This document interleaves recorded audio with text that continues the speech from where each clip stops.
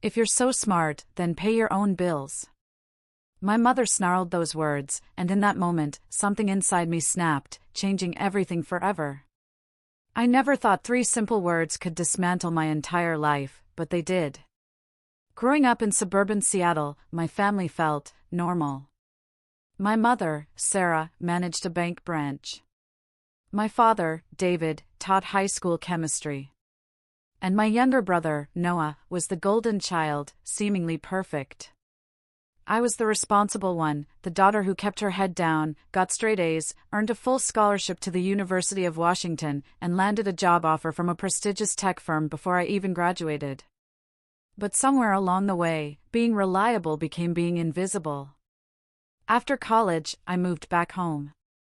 The plan was sensible: save money, contribute to household expenses, and eventually get my own place. What I didn't anticipate was becoming the family's personal ATM and unpaid service provider. It started small. Sarah needed me to grab groceries. Then Noah needed rides to basketball practice because she was too busy.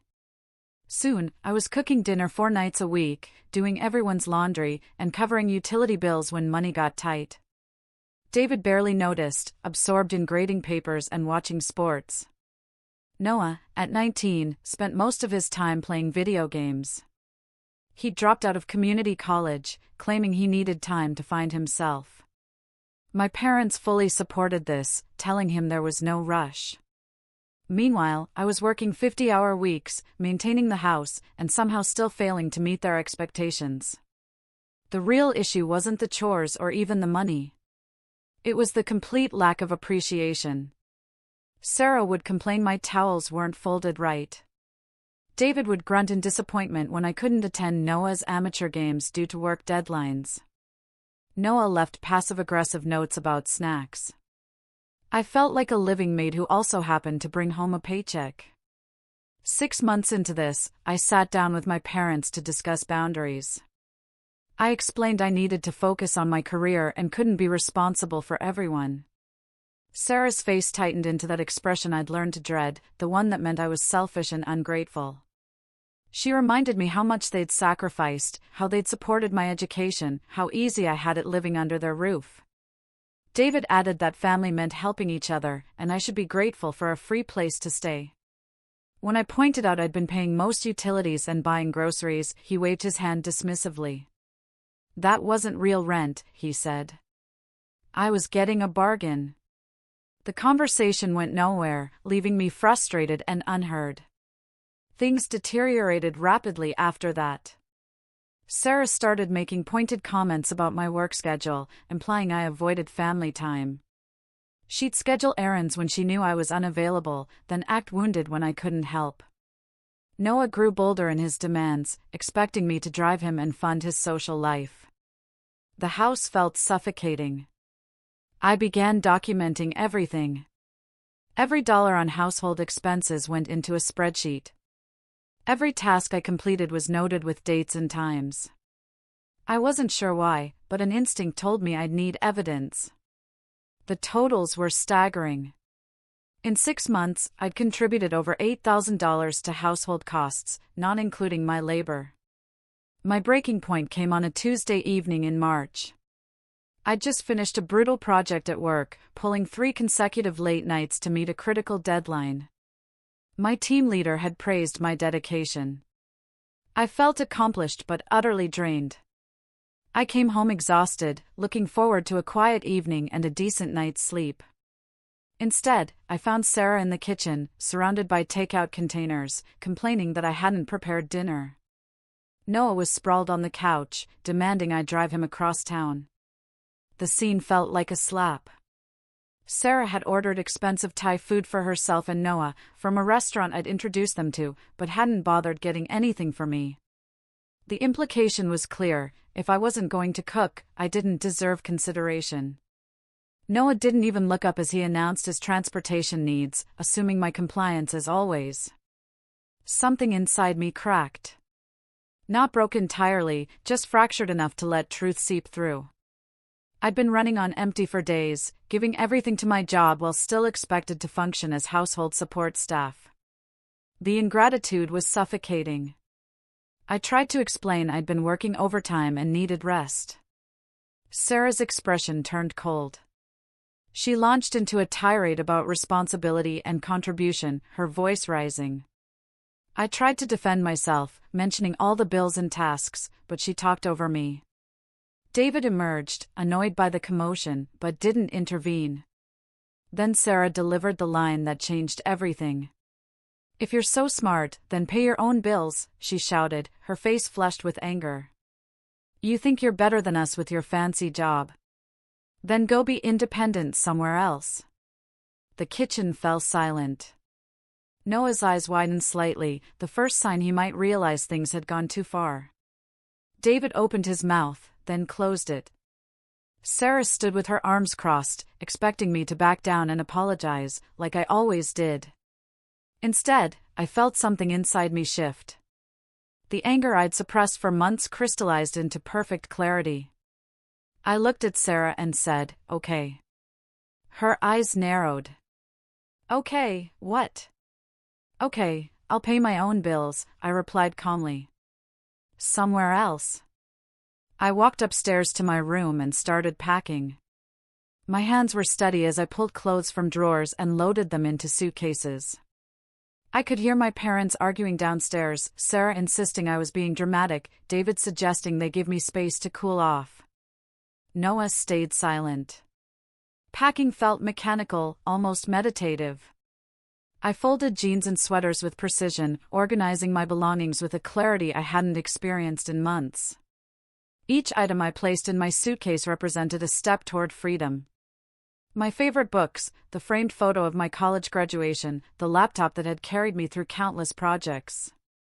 These were mine, earned through my own efforts, and I was taking them somewhere they'd be appreciated. Footsteps on the stairs. David appeared in the doorway, his expression uncertain. He watched me pack for a moment. "You're really doing this?" he asked quietly. "I am," I confirmed, not pausing. "Your mother didn't mean what she said," he offered. "You know how she gets when she's frustrated." I stopped and looked at him directly. "She meant it enough to say it. And honestly, Dad, this isn't just about tonight. This has been building for months. I've tried talking to both of you. Nothing changed." He shifted uncomfortably. "We can discuss this tomorrow when everyone's calmer." "We discussed it 6 months ago," I reminded him. "You told me I should be grateful for a free place to stay." "Well, now you'll have an actual free place since I won't be here filling it." David flinched. He opened his mouth, closed it, then tried again. "Where will you go?" "I have options," I said.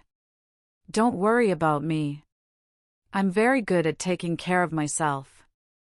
I've had lots of practice." He left without another word. I finished packing, double-checking for important documents, my laptop charger, my work badge. Everything essential fit into 3 suitcases and 2 boxes. The rest could wait. Within 2 hours, my essential belongings were in my car. I came downstairs with my laptop bag and keys. Sarah was at the kitchen table, arms still crossed, wearing an expression that said she expected me to beg forgiveness. David hovered nearby, looking uncomfortable. "I'll be back for the rest of my things this weekend," I said. Sarah scoffed. "You're actually leaving? Over a little argument?" "Over months of being taken for granted," I corrected. "Over being treated like hired help instead of family." "Where will you even go?" she demanded, her tone suggesting I had nowhere. "I have friends," I said simply. My college roommate, Emily, had moved to Seattle and offered her couch if I ever needed it. David finally spoke. "Let's not be hasty. We can discuss this like adults." "I tried that," I reminded him. 6 months ago. You told me I should be grateful." I walked out the door without looking back. My hands didn't start shaking until I was 3 blocks away, pulling into a gas station parking lot. I sat in my car for 10 minutes, processing what I'd just done. Then I called Emily. She answered on the second ring. "Hey, what's up? Is your couch still available?" I asked. Emily was at her apartment door when I arrived 30 minutes later. She took one look at my face and pulled me into a hug. "Stay as long as you need," she said. We hauled my suitcases inside, and she made tea while I explained what had happened. She didn't seem surprised, having heard me vent for months. That night, lying on Emily's couch, I made a list, find an apartment, change my address, set up automatic payments. The tasks felt manageable now that I was taking control. But before sleep came, doubts crept in. Had I overreacted? Guilt about leaving David looking so defeated. Worry about Noah having no positive role model. I pushed these thoughts away, reminding myself I'd given them countless chances. This wasn't impulsive, it was the culmination of months of trying to fix an unfixable situation. Sarah called the next morning. I was at work, so I let it go to voicemail. She didn't apologize or ask if I was okay. Instead, she demanded to know when I was coming home and accused me of being childish. I deleted the message and focused on my code. The workday provided welcome distraction. My colleagues noticed I seemed different, lighter somehow. Ashley, my friend and coworker, stopped by my desk. "You seem like you're in a good mood," she observed. "Didn't you have that big family dinner last night?" I laughed bitterly. "I had a family confrontation last night. I moved out." Ashley's eyes widened. "Wait, seriously? What happened?" I gave her the abbreviated version. She listened intently, her expression shifting from surprise to understanding to approval. "Good for you," she said firmly. "I've heard you talk about that situation for months. They were taking advantage of you." "My mom doesn't see it that way," I said. "Of course she doesn't," Ashley replied.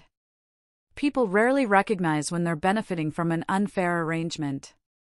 It's like asking someone to notice they're standing on your foot. They're comfortable, so why would they move?" Her analogy made me smile. That's exactly what it felt like. "You did the right thing," Ashley assured me. "And if you need any help apartment hunting, let me know. My sister's a realtor." The support from friends and colleagues reinforced my decision. These people, who had no obligation beyond professional courtesy, showed more concern for my well-being than my own family had in months. David texted that evening, asking if we could talk. I responded that I needed space and would reach out when ready. He didn't push, which I appreciated. Noah sent a message asking if I was still going to help him with his job applications. I didn't reply. Over the next week, I threw myself into apartment hunting. Emily came with me to viewings, helping me evaluate neighborhoods and negotiate. I found a one-bedroom place in Fremont, close to work and filled with natural light. The rent was reasonable, and the building had a fitness center and parking garage. I signed the lease 10 days after leaving home. The apartment search taught me things about myself. I preferred morning light, needed a dedicated workspace, and a dishwasher wasn't a luxury but a quality of life improvement. These preferences had been irrelevant living in my childhood home, where I occupied whatever space wasn't claimed by others. Each viewing felt like an audition for my new life. I pictured myself cooking breakfast, working at different desks, reading on assorted balconies. The Fremont apartment won because it felt immediately like home. The landlord, an older woman named Eleanor, appreciated my stable employment and clean rental history. "You remind me of my daughter," Eleanor said as I signed. "Responsible, independent." She moved out at 23 and never looked back. Best thing she ever did. I wondered if Eleanor's daughter had faced a similar situation, but didn't ask. Some stories are too personal. My parents called multiple times. Sarah's messages oscillated between anger and guilt-tripping. She couldn't believe I was so stubborn over nothing. She'd raised me better. I was breaking David's heart. No one needed me. I ignored her voicemails and blocked her number after she started calling me at work. David's approach was different. He sent texts acknowledging they might have taken me for granted, but suggested I was overreacting. Families had disagreements, he wrote. We could work through this. I appreciated his more reasonable tone, but didn't engage beyond brief responses confirming I was safe. I moved into my new apartment on April 1st. Emily helped me unpack, and we ordered pizza to celebrate. The space felt enormous, despite being smaller than my childhood bedroom. It was mine. No one could tell me how to fold towels or complain about my work schedule. The relief was overwhelming. Setting up the apartment became a joyful project. I bought plants, hung artwork reflecting my taste, and arranged furniture for how I lived. Emily helped me assemble a bookshelf from a furniture store, and we laughed at the incomprehensible instructions while drinking wine. This is what your 20s are supposed to look like, Emily said, surveying the half-assembled bookshelf. Not playing house servant for your parents. I can't believe I put up with it for so long, I admitted. You are trying to be a good daughter, Emily said. That's not a character flaw. They were the ones who took advantage of your good nature. The first night alone in my apartment felt surreal. I made myself dinner in my kitchen, ate at my small dining table, and watched a movie on my couch without anyone interrupting or making demands. The silence was beautiful. When I went to bed, I realized I was genuinely happy for the first time in months. Going back for the rest of my belongings was awkward. I chose a Saturday afternoon when my parents would be home, brought Emily for moral support, and rented a small truck. Sarah answered the door wearing her martyred expression. Your things are upstairs, she said coldly. We didn't touch anything. Emily and I made multiple trips. Noah appeared briefly, looking sheepish, but didn't offer to help. David stayed in his study. The whole operation took about 3 hours. As we loaded the last box, Sarah appeared on the front steps. I hope you're happy, she said. Abandoning your family like this. I closed the truck's rear door and turned to face her. I'm not abandoning anyone. I'm establishing boundaries that should have existed from the start. You're selfish, she spat. We gave you everything, and this is how you repay us. I did repay you, I said calmly, with $8,000 in 6 months, plus unpaid labor. But that was never enough, was it? Her face paled slightly. She hadn't realized I'd been keeping track.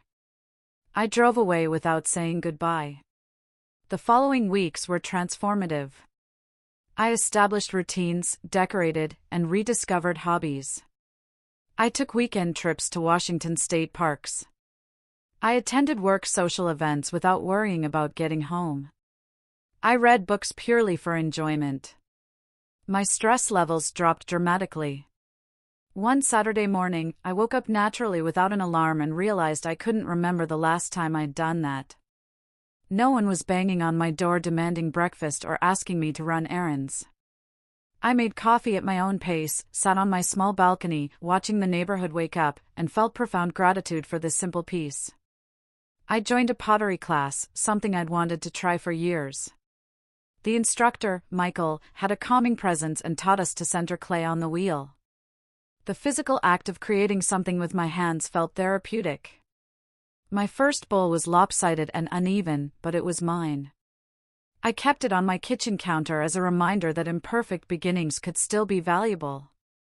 Work became more fulfilling without the constant drain of family obligations. I volunteered for challenging projects, stayed late when necessary because I wanted to, and found myself genuinely excited about my career. My manager, Lisa, noticed the change during a one-on-one meeting. You seem different lately, she observed, more engaged, more confident. I made some changes in my personal life, I said. It's freed up a lot of mental energy. Lisa nodded knowingly. Good for you. Whatever you're doing, keep doing it. Your work has always been excellent, but lately it's been exceptional. Her praise meant more than she probably realized. For so long, I'd been told I wasn't doing enough. Hearing that I was excelling professionally reinforced that the problem had never been me. It had been the unreasonable demands placed upon me. Sarah continued attempting contact through various channels. She'd call from different numbers, send emails, and even showed up at my apartment building once. I installed a doorbell camera and didn't answer.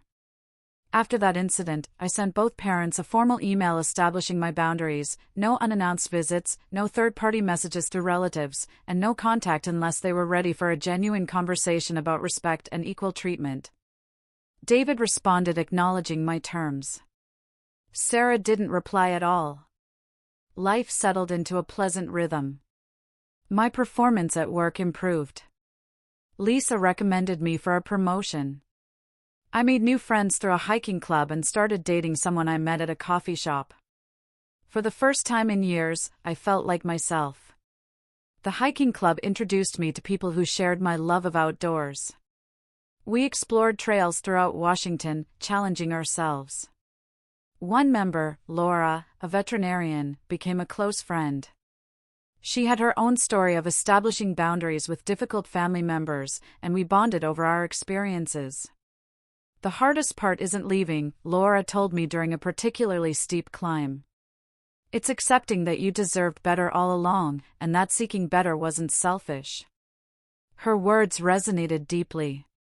I'd spent so much time questioning if I'd been too harsh.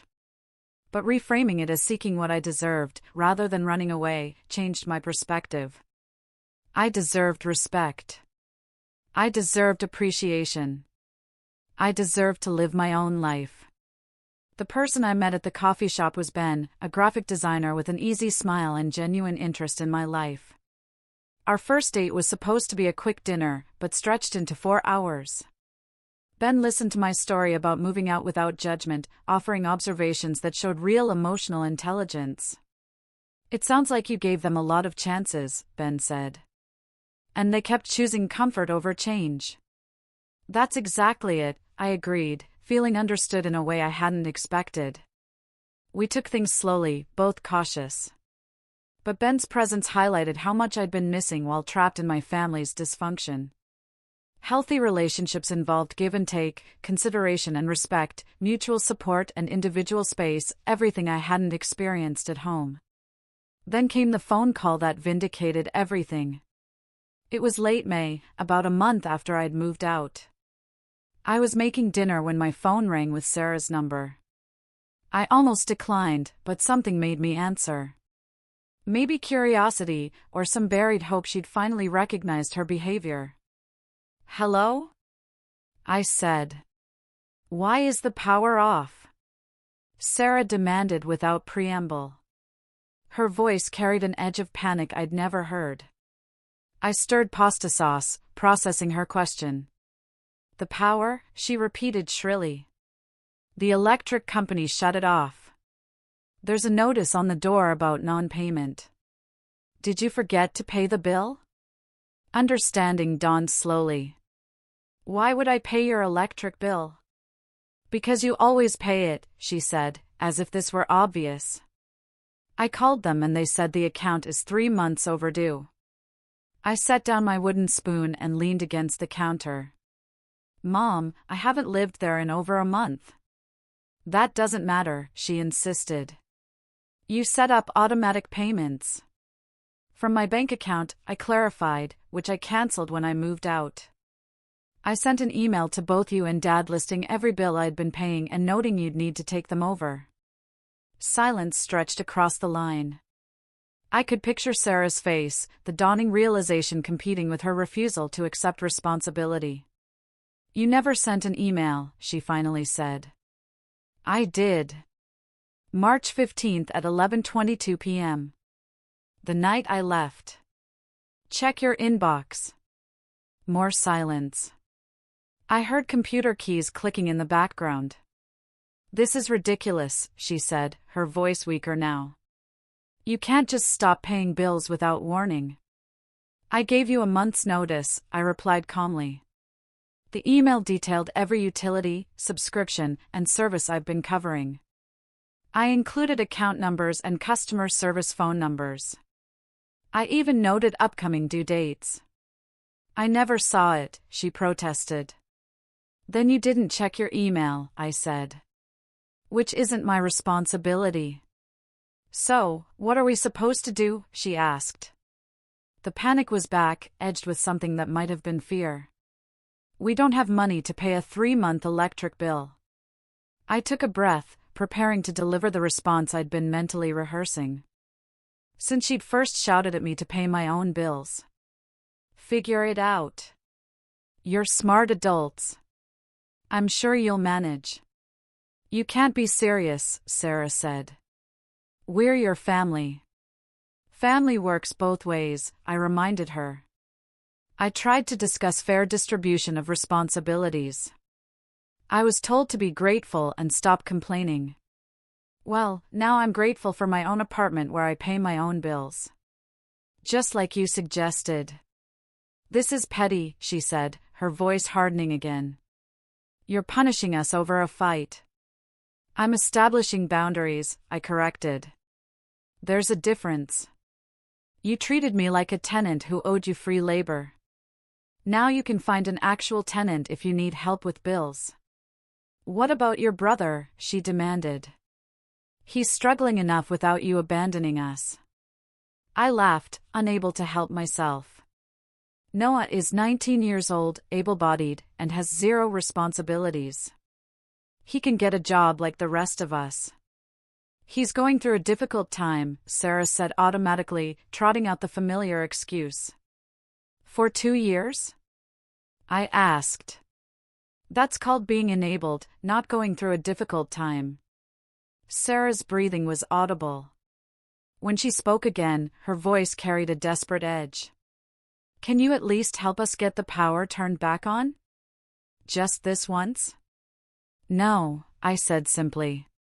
Please, she said, and something in her tone suggested this was difficult for her. Your father's medication needs refrigeration. I felt a twinge of concern, then remembered David's perfectly functional car and the pharmacy 3 miles away that could provide emergency cooling. He can handle that. You're both competent adults. I can't believe you're doing this, Sarah said, after everything we did for you. You raised me, I said. That was your choice and your responsibility as parents. It doesn't entitle you to my income or free labor as an adult. I've already paid you back financially and then some. We never asked for money, she protested weakly. You just expected it, I said.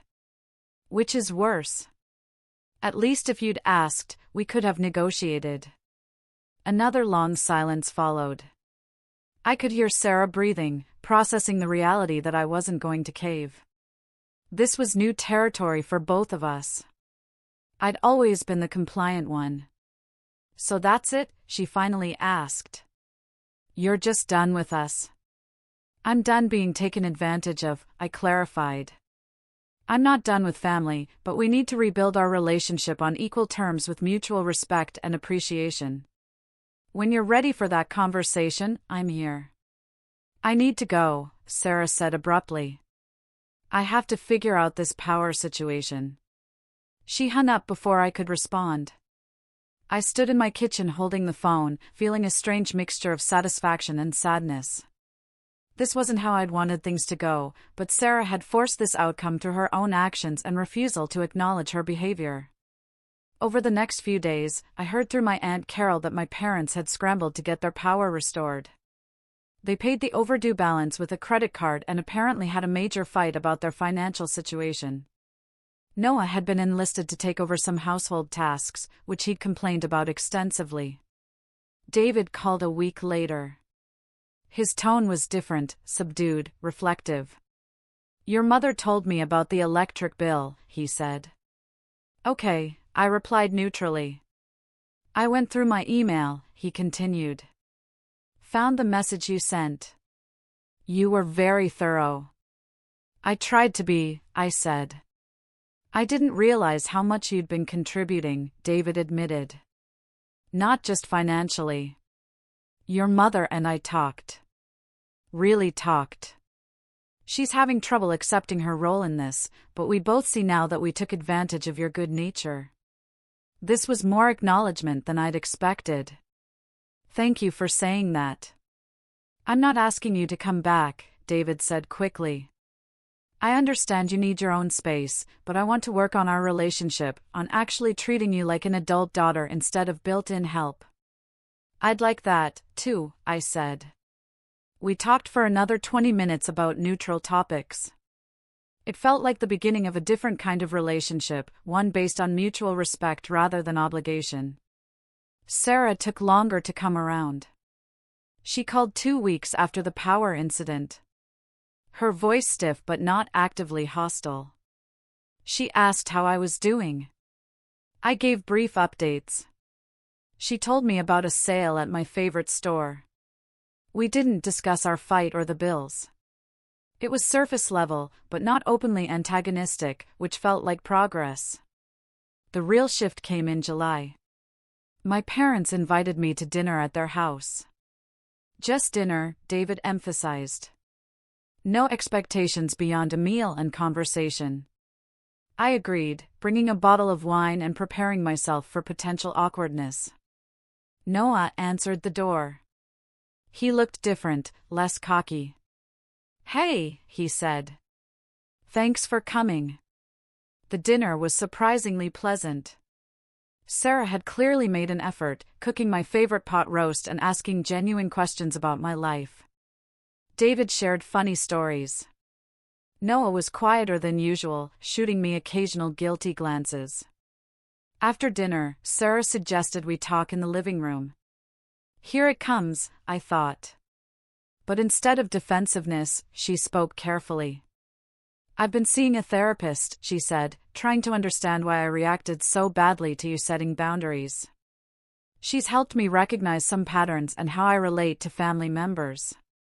I stayed quiet, waiting.